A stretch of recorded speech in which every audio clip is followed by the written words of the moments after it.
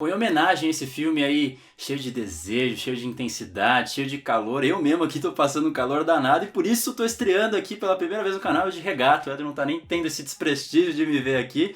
Mas eu acho que pra esse filme, digníssimo aí, ganhador da Palma de Ouro, é tudo válido.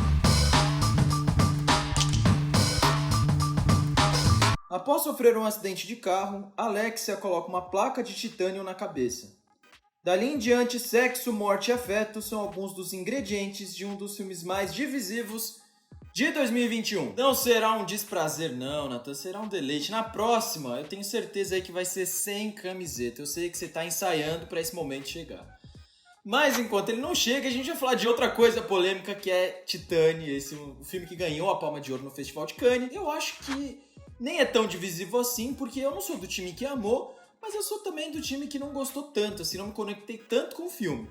Mas parece que o Nathan foi do time que amou. É isso, Nathan? Você amou o filme? Cara, eu amei o filme, por isso estou até caracterizado. Pô, vocês viram, gente, que o Nathan, ele tá mostrando que ele tem um pouco de coração pra gostar de filme, porque assim, acho que é o terceiro filme em 2021 que ele ama. Então me conta aí, por que você amou tanto o filme? Não, antes disso, eu só queria comentar que eu acho curioso, né? Esse ano que a gente tem talvez o segundo filme já que tem uma personagem que transa com um carro, né? Essa coisa dos desejos aí magnificados, eu acho muito doido, né? A gente teve o Carro Rei, que é um filme que eu não gosto, que vai discutir outra coisa completamente diferente desse, né? Lá eles vão estar mais preocupados a falar de fascismo.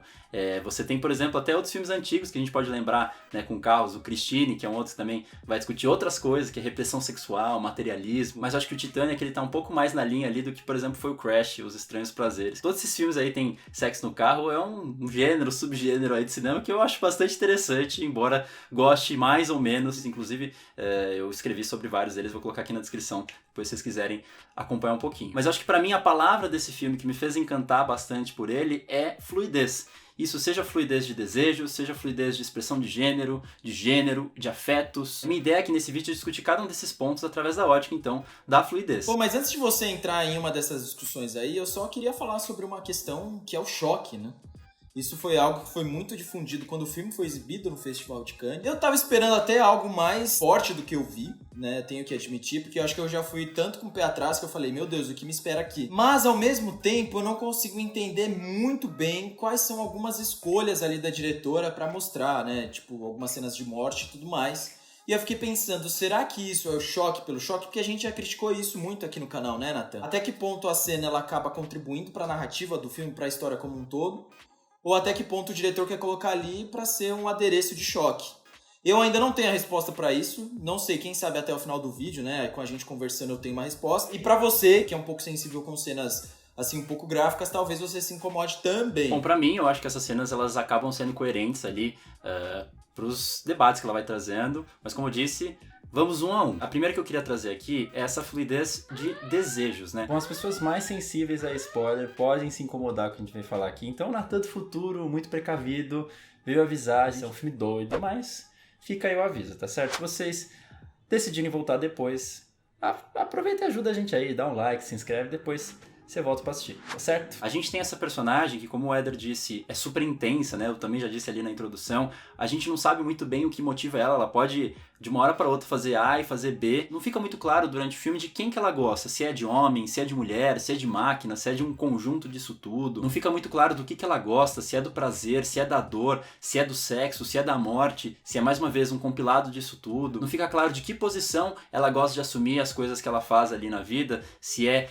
de um lado mais objetificado, que a gente vê muito forte ali, por exemplo, naquela exibição de carros, ou se ela, na verdade, gosta de ser quem objetifica. Em diferentes momentos do filme, ela passa por essas duas posições. Então você vê que grito, gemido, sangue, gozo, cuspe, baba de convulsão, em resumo, prazer e dor, elas estão todas ali muito próximas uma da outra. Então uma sensação que eu tive em vários momentos do filme é que ela parecia estar gostando de tudo que ela estava fazendo, ao mesmo tempo que ela não parecia achar nada demais em tudo isso.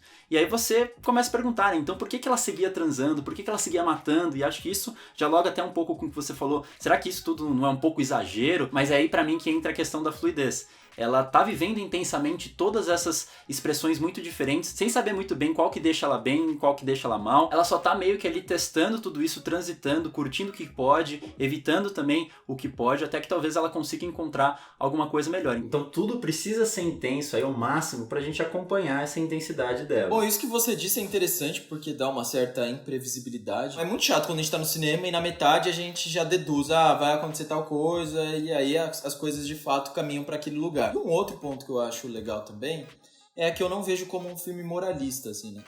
Por mais que seja uma personagem muito cruel, comete uma série de crimes, ainda assim a forma como o filme escolhe abordá-la e como ele escolhe contar a trajetória dela é subversivo, assim. Porque numa primeira parte do filme você vê uma pessoa totalmente sem coração, uma pessoa que você, de fato, como o Nathan mesmo disse, você não consegue entender os traços de emoção daquela personagem. E num outro momento você percebe que é como se ela estivesse começando a se sentir real, a sentir as primeiras emoções, a sentir afeto, coisas que até então ela não havia sentido. Eu acho isso muito benéfico o que você falou aí, de não haver esse moralismo, porque quando a gente está lidando com desejos, eles acabam passando do que seria ético. Existe essa fluidez, a gente mudar as nossas vontades ao decorrer ali do tempo. E acho que o o filme propõe aqui é de fato acompanhar essa mutação. Então se a gente barra ela logo de cara, aponta o dedo para isso aqui que tá errado, obviamente a gente não conseguiria acessar nada disso. E acho que nessa primeira parte, né, nesse caos todo, talvez uma das únicas coisas que a gente pode afirmar com certeza é que se a gente tem essa personagem que é movida ali pela fluidez, o que acontece é que ela rejeita essas figuras que para ela causam muita ansiedade por terem personalidades ou características que são muito seguras de si. O que eu quero dizer, por exemplo, a primeira figura que ela vai rejeitar totalmente ali no filme é o pai, que é aquele cara que vai encampar o homem garantidor, daquele cara super seguro e austero, que toma as decisões e que tá sempre impassível, mesmo numa situação super absurda, como por exemplo aquele acidente de carro que a gente vê ali. Os próprios crushes aí que ela encontra no caminho, você vai ver um homem que flerta ali com ela, diz que ele acha que está apaixonado por ela. Uma outra mocinha que vai falar mais pra frente, essa é a sua primeira experiência com uma mulher? Então são frases muito definitivas, muito certas dos desejos que elas têm com relação à protagonista e que de alguma forma vai deixar ela muito insegura. Ela vai automaticamente responder com muita violência. E eu acho que quando é que é o momento que você vê que ela para de ter essa violência, que para de ter essa coisa mais explícita que a gente estava comentando? Quando ela encontra um personagem talvez tão incerto, tão inseguro, tão ansioso quanto ela é, que é o Vincent Lindon ali, que acaba por uma ocasião de fatos ali, meio que adotando ela como filha. Você vê que esse cara é um homem másculo, que é super rígido e duro nas suas crenças, que acaba sendo ali líder de vários outros homens, então tem uma posição de poder, mas ao mesmo tempo é uma pessoa super sensível, super traumatizada. Na primeira cena que eles têm ali juntos, ele chora. E você vê esse caos ali que tinha na protagonista nesse personagem também, porque às vezes em várias cenas você vê que ele estoura, ele explode, ele exige alguma coisa dessa protagonista, então por que você não fala comigo? E logo em seguida ele já se amansa, como se tivesse que se desculpar. Então é um personagem que ela vai se afeiçoar justamente por essas fragilidades. E aí eu acho que aparece também essa relação de prazer e dor. Você vê que esse homem ele também tem uma relação muito insegura com o próprio corpo, né? Porque o tempo inteiro ele quer se sentir mais jovem, ele se injeta esteroides, ele causa dor, ele acaba se viciando para ele continuar sendo uma figura de poder ali dentro, que domina as outras, né? Você vê até que em algumas cenas, quando um tenta ajudar o outro, ele causa essa dor. Então o cara ali vai tentar cortar o cabelo dela e vai lá e machuca justamente onde tem a placa de titânio. E por contrário, ela vai tentar ali ajudar a injetar esses esteroides e machuca ele também. A própria entrada de um na vida do outro também vai gerar mais prazer, mais dor. Você vê que ela tem que machucar o próprio corpo para fingir ser outra pessoa e aí sim ter um lugar seguro para ficar. E ele precisa tanto do filho de volta para preencher um vazio que prefere acreditar em uma mentira, fechar os olhos para qualquer indício de que aquele não seja seu filho. Então, para ter esse pequeno bem-estar, ele vai se machucar também. Então você vê que essa relação de prazer e dor é indissociável para os dois, e justamente isso é um outro elemento que faz com que eles se identifiquem muito fortemente. Bom, Nathan, todos esses elementos que você trouxe aí me fez pensar em algumas coisas aí, em como os personagens vão se relacionando ao longo do filme. E eu penso que o Vincent, ele acaba deixando um dos personagens ali que está dentro do Batalhão Garoto, que vê nele uma figura de pai, que venera ele, que gostaria de ser o filho dele, e justo essa pessoa acaba sendo rejeitada por ele, porque ele só consegue enxergar esse lado heróico dele e não consegue enxergar essas fragilidades, essas mazelas. Ele só se conecta com esse eu que talvez seja um grande teatro e que na verdade ele está desmoronando. E enquanto ele está desmoronando, ele encontra nessa garota, dentro de todas essas incertezas que você disse, um gás, ele encontra ali uma forma de tentar ajudar ela também e ao mesmo tempo se ajudar. Esse misto de emoções tão tensas que uma hora parece que um vai matar o outro, que um machuca o outro, mas que às vezes um ama o outro também e vira essa salada toda e vira essa fluidez de sentimentos como você já havia citado anteriormente. Então eu achei isso bastante interessante porque na verdade seria muito mais fácil ele gostar desse garoto que parecia ser super correto, que parecia saber tudo que ele gostaria de fazer ali, que gosta de ser bombeiro, tem vontade de ser um herói. Pra mim, se você for ver, eu acho que ele até rejeita esse garoto justamente pelo que eu tava falando ali da protagonista com essas figuras ali de muita segurança, de muita firmeza que ela encontrava antes. De alguma forma, talvez ele veja o que em algum momento ele foi no passado. E aí ele rejeita isso porque ele não quer essa coisa pressionando ele, talvez ameaçando o poder que ele tem ali, né? E aí passando para um outro aspecto aí dessa discussão de fluidez, é justamente essa questão de expressão de gênero e gênero, né? Então, primeiro com expressão de gênero, eu acho que são coisas óbvias, né? Especialmente ali com a garota, a gente vê que ela corta o cabelo, ela usa aquela faixa ali pra se travestir de homem. Ele, por outro lado, né, como eu disse, vai injetar esteroides pra parecer mais másculo. Ele lidera ali uma corporação que parece um grupo de go-go boys super sexualizados, dançantes. Você vê ali sempre vários sem camisa. É uma coisa que desconstrói esse imaginário ali que a gente tem de um ambiente super masculino, né? Que é uma coisa que a gente, inclusive, vê em outros filmes ali contemporâneos. E essa fluidez, ela também passa ali para a questão de gênero em si, né? Então, você vê essa protagonista ali que ela se traveste de homem para assumir o papel do filho desse cara que, por sua vez, se travestia de mulher. Então você vê que são várias camadas que vão indo assim, questionando justamente o que seria esse binário pra gente. E o filme vai além, né? Porque você vê que essa protagonista, ela engravida de um carro, de uma máquina, né? Ela começa a menstruar óleo, ela começa a se transformar numa coisa metalizada. Ela desde o começo já tinha uma placa de titânio na cabeça, representativamente ali, na consciência dela. E isso é uma coisa que me fez lembrar muito, inclusive, do vídeo que a gente fez aqui no canal, de um clipe da Urias, né? Que eu cito lá, o Manifesto Ciborgue, que é um texto escrito lá em 1985 pela Donna Haraway, né, que é uma bióloga e filósofa norte-americana, que foi aí um marco, né, para discussões de gênero, discussões queer. Vocês podem assistir o vídeo que ele está muito mais detalhado ali, mas você tem essa ideia da máquina, né, esse corpo andrógeno, que justamente quebra com esses binômios que a gente tem de homem, mulher, de máquina, organismo, de natureza e cultura, e justamente propõe novas diversidades de corpo. A gente tem justamente essa ideia do ciborgue que emancipa o que seria o natural, e a gente, obviamente, está usando esse fantástico aí para questionar essas caixinhas, né? É uma coisa que hoje em dia já foi popularizado nos nossos debates, mas eu acho que é legal a ideia que a gente pega desse ciborgue, dessa máquina, que aparece, como eu disse, muito fortemente nesse filme, e eu quero que você segure essa ideia pra gente voltar nela depois no final do filme. Você falando aí sobre essa questão da máquina, né? Ali no começo do filme a gente já se depara aí com uma situação bastante desconfortável, em que a garota ali, ela sofre, ainda quando ela é criança, ela sofre um acidente de carro que ela bate a cabeça no vidro, e em decorrência disso ela tem que colocar uma placa de titânio na cabeça. Para alguns, isso poderia ser uma situação bastante traumática, mas para ela a gente não consegue entender muito bem se aquilo marcou positivamente ou negativamente a vida dela. Porque depois que ela sai do hospital, que ela tem alta, ao invés de ela abraçar os pais, ela vai lá e abraça o carro. Aquele mesmo carro em que ela sofreu o acidente e que depois lá na frente ela vai ter relações sexuais com esse carro. Então, de fato, você percebe o quão é difícil desvendar essa personagem, o quão difícil é entender essa relação que ela constrói com esses elementos que machucaram ela. Quanto para outras, por exemplo, humanos, que tentam dar uma amostra de desejo, uma amostra de afeto, ela corresponde com violência. Se você for pensar, se ela vê prazer onde naturalmente as pessoas associariam a dor, ela nada mais, nada menos está entregando esse mesmo tipo de prazer para as outras pessoas, né?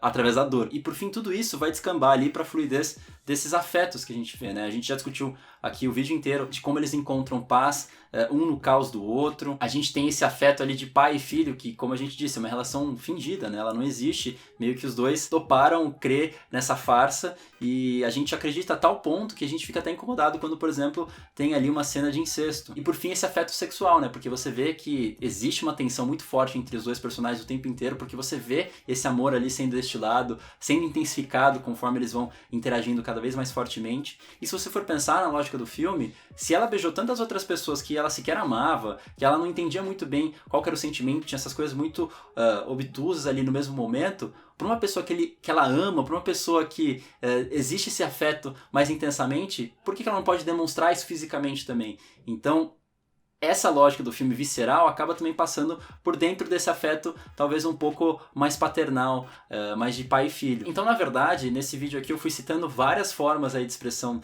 dessa fluidez para chegar nesse momento aqui. O que eu quero dizer, né? Se a gente for parar para pensar, tanto gênero, tanto afeto, tanto desejo, são todas construções sociais, inclusive os próprios tabus. O que o filme faz em trazer essa fluidez é justamente implodir com todas essas convenções. Para aí fazer talvez a pergunta mais básica possível, né? O que explica as relações que a gente tem nos nossos dias a dias e, por consequência, o que define o que nós somos para os outros e para nós mesmos. Se a forma como a gente tem para se expressar não passa por todos esses códigos sociais. E aí eu meio que dou uma roubada aqui, porque eu acho que a premissa que eu estava trazendo aí da fluidez é também a própria resposta do filme. O filme coloca por cima disso toda essa coisa extrema, explícita que a gente estava falando, mas se a gente for parar para pensar, o quanto da nossa identidade, dos nossos desejos, dos nossos afetos não vão mudando com o tempo. São vários os momentos que você estava ali numa mesma situação e pensando com coisas completamente opostas, desejando coisas opostas, se identificando com coisas completamente opostas. Então o que o filme faz é só intensificar, só catalisar todas essas expressões que cruzam a gente todo dia, talvez a gente nem perceba tanto assim, afinal a gente acompanha as nossas mudanças todos os dias, né? A gente não tá ali pra ver de fora isso. Bom, e aí chegamos ao final do filme e aí definitivamente entrarei num campo total de spoilers, então se você se sentir incomodado com isso, pule aqui pro tempo indicado. Então, a gente tem finalmente aí a protagonista parindo o filho, né? Essa criaturinha ali que a gente não sabe muito bem se é um homem, se é uma mulher, se é uma máquina. A protagonista vai lá e pergunta como é que ele é? E a gente não tem essa resposta, a gente só vê meio que um relance de como é que é o filho dela ali. E é engraçado que eu lembrei até de uma sketch do Monty Python, não sei se o Eder já chegou a ver esse filme, O Sentido da Vida. Tem um momento ali que também os caras ali estão numa mesa de cirurgia, tirando o filho ali da moça e perguntam qual que é o filho, e os caras respondem, mas acho que é muito cedo pra você definir essas coisas ainda. Eu acho que exatamente aquela ideia do sketch é a ideia que a gente tem aqui no filme. Porque aí volta aquela questão que eu falei do Manifesto Ciborgue. Pra mim, muito mais que o filho, né, palpável, aquela coisa física que a gente tem, ele é muito mais uma ideia de futuro. O filme vê ali para esse momento que talvez a gente não tenha mais convenções, que a gente consiga viver essa fluidez a toda prova. Então, como eu disse agora há pouco, né, eu acho que a resposta do filme, aí materializada nesse filho, é a fluidez, né? A fluidez está no começo e está no fim. E eu acho que, de alguma forma ou de outra, é essa salvação para esse afeto, para que a gente possa viver esses desejos, para que a gente possa viver todas as nossas expressões de gênero e qualquer outra coisa que for de forma mais bonita, de forma mais leve, eventualmente conseguir superar essa segurança. Eu acho que é um momento bonito quando o cara vai lá, segura aqui a criança e a gente entende que isso vai estar resguardado. De alguma forma, dentro daquele caos inteiro, ele tem um caminho pelo qual ele possa seguir. Eu acho até irônico você falar de momento leve e bonito, né? Com um filme tão violento. Mas, brincadeiras à parte, justiça seja feita, eu falei lá no início do vídeo que eu não gostava tanto do filme. E de fato, né, aqui a gente trouxe discussões muito interessantes, muito relevantes, eu procurei trazer todos os pontos que eu gostava também, né. Fica até parecendo meio incoerente, né, eu falar que não gostar tanto e ter colocado tantos pontos positivos. Talvez possa ser que nesse momento eu não esteja buscando aí filmes tão gráficos ou, enfim, com esse grau de choque. De fato, acho que tá entre os filmes bons que foram exibidos no Festival de Cannes desse ano.